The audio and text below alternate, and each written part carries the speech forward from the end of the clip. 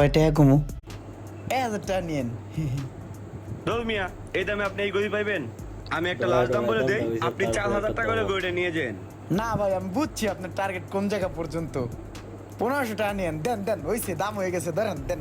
আরে না না, এমনি এই দামে করে দেওয়া দেন, যাবে না দেন। ভাই। আরে না হইছে, ভাই, দেন, আরে দেন। যুদ্ধ করুন না ভাই।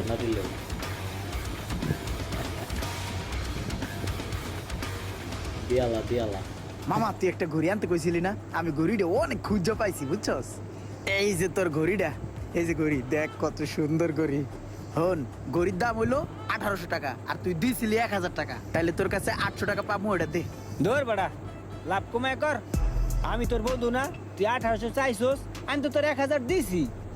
1800 টাকা তুই এই করে চাস আমার কাছে বেড়া, 800 টাকা দিয়ে দেবেন, ঠিক আছে? এত লাভ ঠাপ করিস না আমার দ্বারে, বলত। বন্ধুর লাগে আইসে লাভ করতে।